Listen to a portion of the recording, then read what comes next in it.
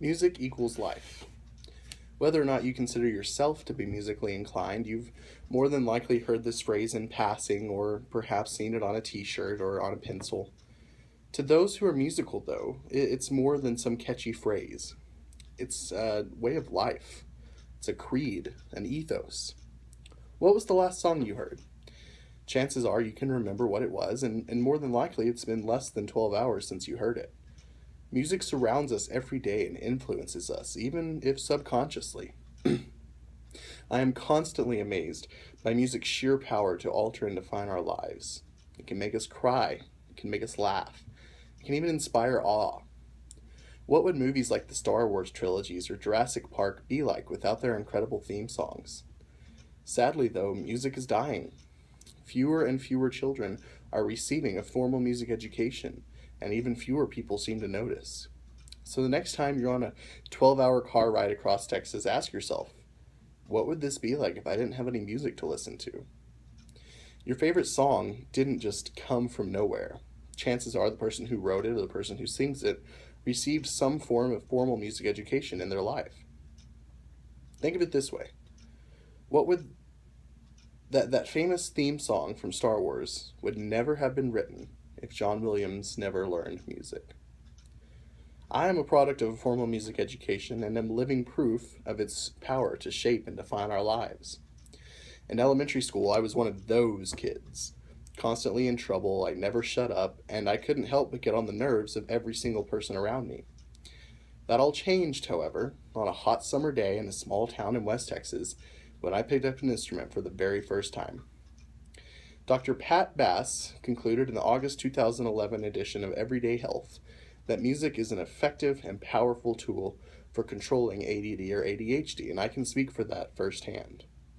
From the moment I picked up that first trombone in 6th grade in Mr. Cisneros' band class, my life changed forever. It's because of the reasons I'm about to tell you that I believe music education is a vital and necessary program in today's schools. But why do we need music? A seemingly uncontroversial question on its face, but once we really dig down into the soul of the problem, our answers and our needs for music vary greatly from person to person. Because music is, in its nature, an art form, it is highly individualized and can be incredibly personal. Using myself as an example again, music is a way of channeling all my mental energy. For others, it's a form of escape, a way to get away from the realities of this sometimes cruel world. For others, it's simply a form of entertainment. It would be impossible for me to list all of the needs for music because it varies from person to person. And one constant does remain, though. There is a need for music. But music education is under attack. More and more schools are cutting their music programs altogether every single day, and even more schools are cutting back on funding for those programs, some of them right here in the Permian Basin. Why is it a problem, though?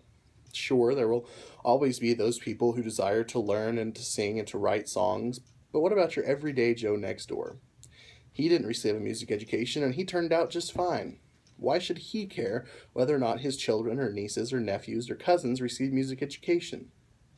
Adrienne North, a renowned researcher on the psychological effects of music, did a study in 2000 that involved over 2,300 students ages 13 to 14 on this very matter. His conclusion? Music education is important to adolescents because it allows them to portray an image to the outside world and satisfy their emotional needs. That is fantastic news for students who are already receiving a formal music education, but let's look at the inverse of that. Students who did not receive an education in music would lose a way to portray that positive self-image to the outside world and would not be able to fulfill all of their emotional needs. This doesn't paint a very bright picture for future generations. A world where adolescents are not able to create and portray a positive self-image nor fulfill all of their emotional needs would be dark and depressing, and it could lead to self-harm, depression, anxiety, anger issues, and a whole host of other concerns. How can we prevent this dark world from coming to fruition? The plan is simple. Go to all of your local schools' music program concerts and write a letter to your school board representative telling them that you support music and that you vote. How can it be that simple, I've been asked? It's really not that complicated. Higher attendance at school music functions will show community and parent support, and a letter holding your school board representative accountable for ensuring the longevity of music education in your district will let them know that people care about these programs and that they see a need for them. What can we expect if we follow this plan? It's simple.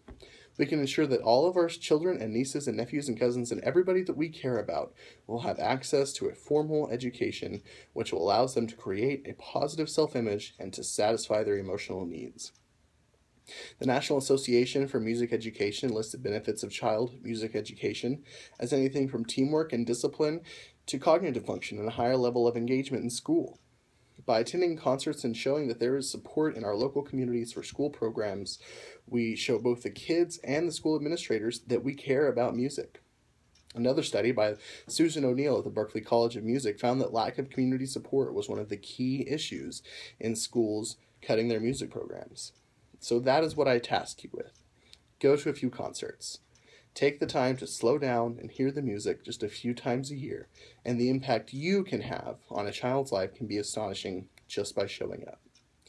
In conclusion, help a child fulfill their needs for development, emotionally and otherwise, and go to a concert and show the children and the school administrators that you support music education in our schools. I leave you with this quote from the great philosopher Plato. Music is a moral law. It gives soul to the universe, wings to the mind, flight to the imagination, and charm and gaiety to life and to everything. Thank you.